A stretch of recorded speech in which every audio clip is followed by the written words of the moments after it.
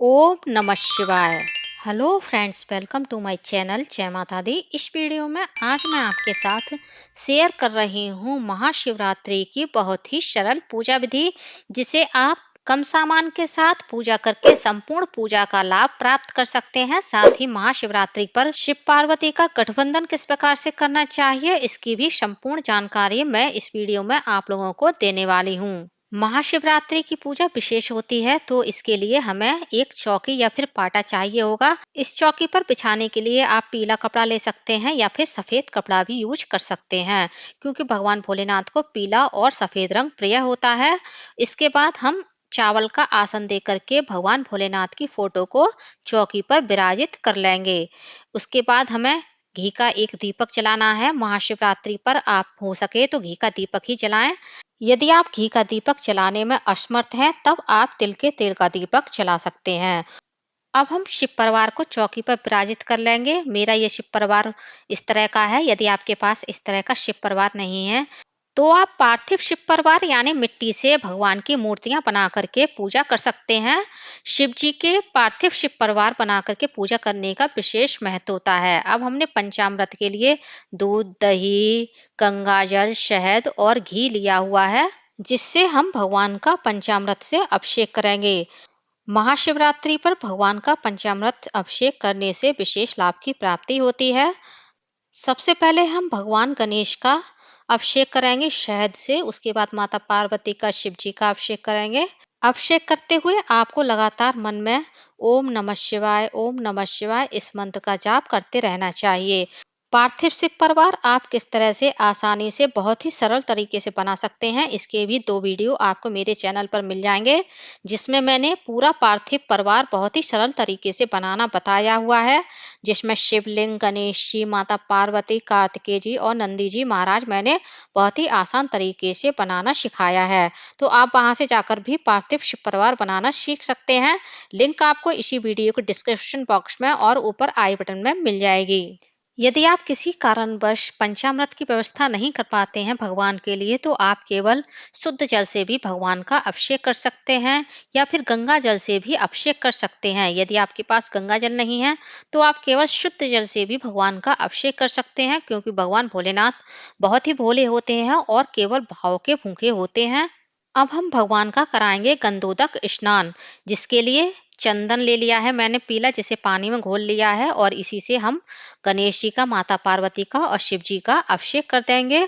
चंदन से अभिषेक कराना भी भगवान का बहुत ही लाभकारी सिद्ध होता है। उसके बाद हम भगवान का गंगा जल से अभिषेक कर देंगे। अभिषेक कराने के बाद सभी मूर्तियों की हमें पंचामृत से मसाज करनी चाहिए, इस प्रकार से हल्के हाथों से। उसके बाद सभी मूर्तियों को स्वच्छ पानी से स्नान कराना चाहिए, ताकि हमारी सारी मूर्तियां साफ हो जाएं। और बाद में हमें सूखे कपड़े से मूर्तियों को साफ कर लेना चाहिए, पोंछ लेना चाहिए। अब हम एक प्लेट में स्वास्तिक बना लेंगे पीले चंदन से। उसके बाद इस प्लेट में हम भगवान भोलेनाथ की स्थापना करेंगे।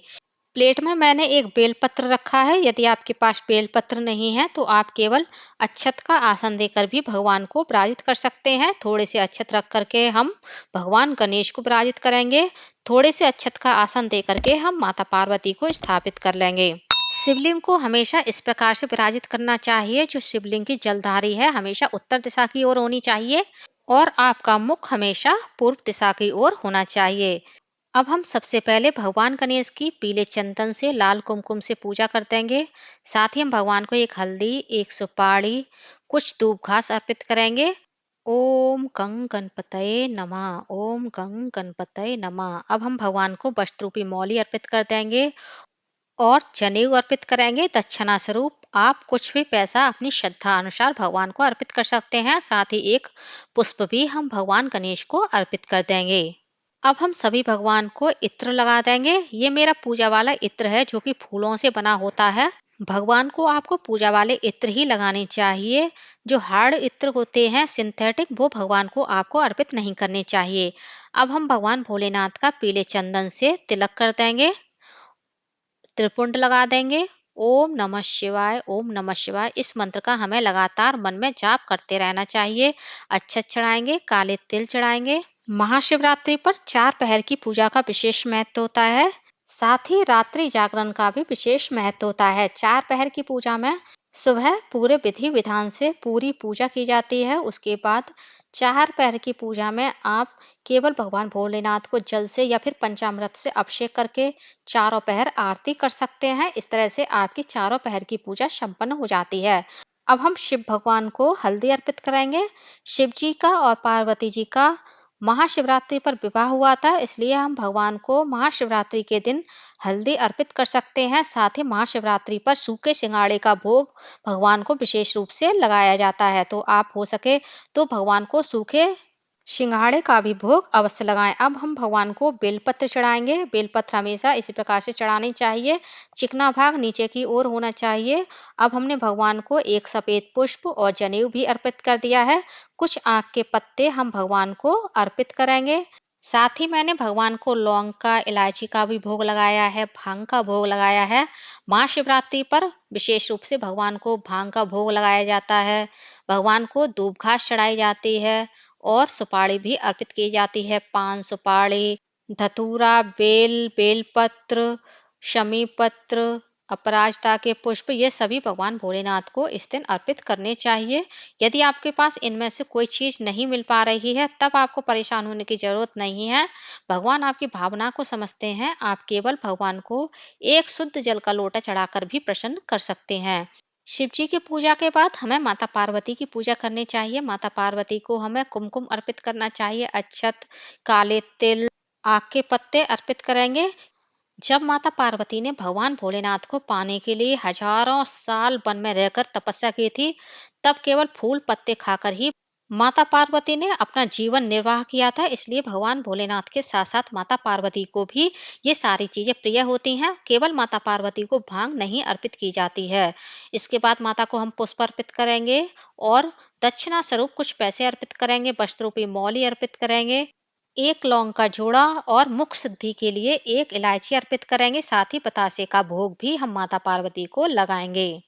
सिंघाड़े का भोग लगाएंगे माता पार्वती को और भगवान गणेश जी को। उसके बाद जो हमने भगवान की फोटो रखी है, उसकी भी हम पूजा कर देंगे भगवान भोलेनाथ की चंदन से और माता पार्वती की कुमकुम से। और एक पुष्प माला भी हम भगवान को अर्पित करेंगे। अब हम माता पार्वती को कुछ सुहाग सामग्री अर्पित करेंगे। आप 16 श्रृंगार भी अर्पित कर सकते हैं। यदि आपके पास 16 श्रृंगार नहीं है, तो आप 5 या 7 सुहाग की सामग्री भी माता पार्वती को अर्पित कर सकते हैं। साथ ही हमने बेसन के लड्डू का भोग लिया है, वो भी हम भगवान के सामने रख देंगे। आप कोई भी भोग भगवान को इस दिन लगा सकते हैं। केले का फल हमने अर्पित किया है। इस दिन विशेष रूप से बेर का भोग लगाया जाता है। यदि आपको बेर मिल जाते हैं, तो आप इस दिन भगवान को बेर का भोग अवश्य लगाएं। साथ ही एक जल का लोटा भी हम भगवान के सामने रख देंगे।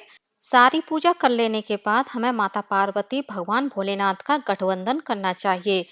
फ्रेंड्स, शिव पार्वती का गठबंधन किस प्रकार से किया जाता है, इसके नियम क्या हैं, इसके लाभ क्या हैं, इस टॉपिक पर सबसे पहले मैंने ही YouTube पर वीडियो डाला था। YouTube पर इस टॉपिक पर कोई भी वीडियो नहीं था, ना ही किसी प्रकार की कोई जानकारी थी। ये गठबंधन आप मौली से कर सकते हैं या फिर कच्चे सूत के धागे से भी कर सकते हैं। ये धागा आपको इतना लेना चाहिए कि गठबंधन करते हुए भगवान के गठबंधन में धागा कम ना पड़े, क्योंकि धागे में हमें गांठ नहीं लगानी चाहिए। गांठ लगाना धागे में शुभ नहीं माना जाता है। शिव पार्वती का गठबंधन करने से हमारी सभी मनोकामनाएं पूरी होती हैं, चाहे वह कैसी भी मनोकामना हो, जैसे व्यवसाय से संबंधित हो या फिर हमारे रिलेशन से संबंधित हो, नौकरी से संबंधित हो। बस आपको इस बात का ध्यान रखना है, कभी भी किसी के बुरे की कामना को लेकर आपको कोई भी उपाय नहीं करना चाहिए। अपनी भलाई के लिए तो आपको कोई उपाय करना चाहिए, लेकिन किसी के बुरे की कामना से कभी कोई उपाय ना करें। जो लोग दूसरे के बुरे की कामना से कोई उपाय करते हैं, भगवान ऐसे लोगों का साथ कभी नहीं देते हैं और ना ही आपका कोई उपाय कभी आपके काम आ सकता है। मौली को हमें इस प्रकार से भगवान भोलेनाथ माता पार्वती को गठबंधन में बांधना होता है। यदि आप धागे की गिनती भूल जाते हैं, तो इस प्रकार से गिन करके आप धागे की गिनती देख सकते हैं। दोनों तरफ 7-7 धागे होने चाहिए। जिस प्रकार से 7 फेरे लगाए जाते हैं, उसी प्रकार से भोलेनाथ माता पार्वती को गठबंधन में 7 बार बांधना होता है। जब हमारे 7 फेरे पूरे हो जाएंगे, तो यहाँ से हम इस प्रकार से मौली के धागे को तोड़ देंगे और शिव जी की तरफ इस प्रकार से हम लपेट देंगे।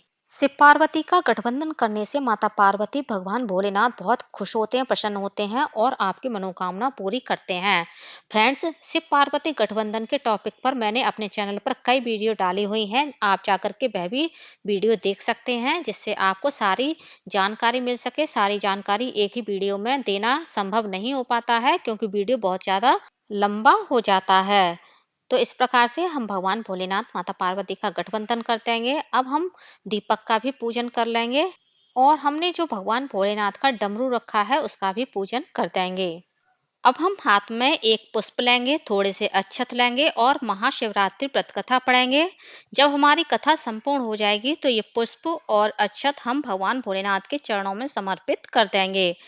अब हम भगवान के चरण स्पर्श करेंगे, उनसे आशीर्वाद लेंगे और अपनी गलतियों के लिए भगवान से क्षमा मांगेंगे। साथ ही हम भगवान की आरती करेंगे। सबसे पहले भगवान गणेश की आरती करेंगे, शिव जी की आरती करेंगे, उसके बाद माता पार्वती की आरती करेंगे। जब हम सारी पूजा कर लेंगे उसके बाद हम माता पार्वती से सुहाग लेंगे। पहले हम माता रानी को 5 बार या 7 बार सुहाग दान करेंगे। उसके बाद अपनी साड़ी का या दुपट्टे का पल्लू पकड़ करके हम रिंग फिंगर से माता से राइट हैंड से सुहाग लेंगे। लेफ्ट हैंड से सुहाग दान किया जाता है और राइट हैंड से सुहाग लिया जाता है। इस तरह से हम माता से सुहाग ले लेंगे। तो इस तरह से हमारी महाशिवरात्रि की संपूर्ण पूजा संपन्न होती है।